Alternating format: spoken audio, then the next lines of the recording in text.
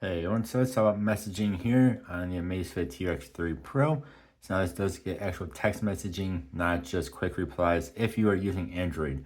If you're using iOS, you cannot do everything we're going to show off here. If you're using iOS, as far as I know, you can see messages and you can get like phone calls and answer phone calls. And in order to reply to a message, you have to use the voice. You have to use your voice. But on Android, I'm hooked up to a Samsung. Go to here. When a message comes in, of course, it'll pop up, just like phone calls and stuff. This one I had my brother send me. So we go on into it. So just tap and hold it for a moment there, and you will get this little screen. So you can do a keyboard, you can talk to it, and you have emojis along with a few other things there. And you see, you also have quick responses if you want to do that. Pin to top.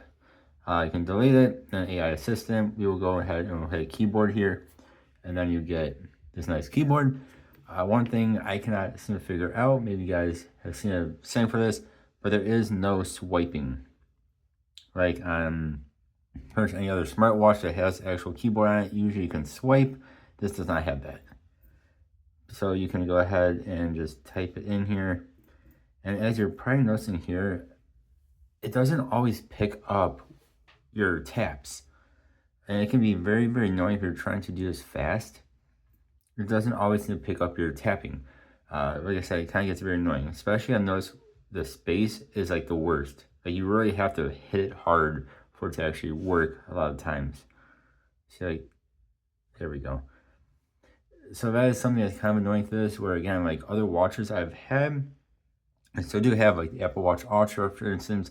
It's very easy to touch everything, tap everything. And here, it's not easy. So just something to note there. It's not the nicest experience of having a onboard keyboard, but it is still nice having one compared to something like my Garmin Epix 2 Pro here, that you cannot reply to them at all, except for quick replies. So at least here you can do replies if you want to do that. Tapping the little, let's call that world icon here, we'll change it to different styles. Now we have your numbers and whatnot. Tap again, you have your different emojis. Tap again, and you can do tap to dictate. Tap again, it'll go back to keyboard.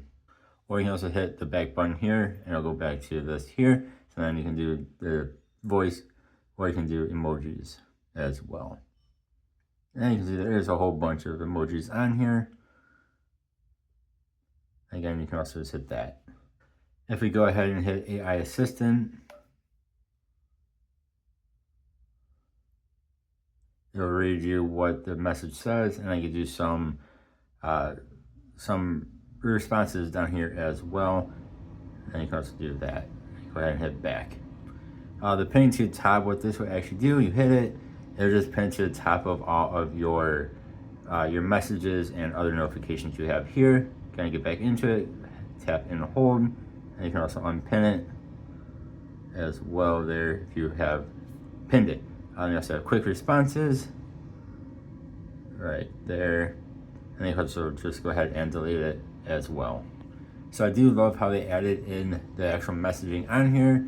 Again, if you're using Android, you'll get the keyboard and whatnot. Otherwise, I believe on iOS, don't quote me on this, but I believe you can only do the voice to the voice dictating there. You will not get the actual keyboard because that is an Apple being Apple type thing. But again, it is very cool. I just wish it was a bit more responsive than it is. I also wish it had swipe. But again, if you don't want to get out your phone, your pocket, or your phone's far away from you, and you just have your watch, it's very nice to have. You guys let me know what you think. Thanks for watching. Hope you have a good one. See you next time. Goodbye.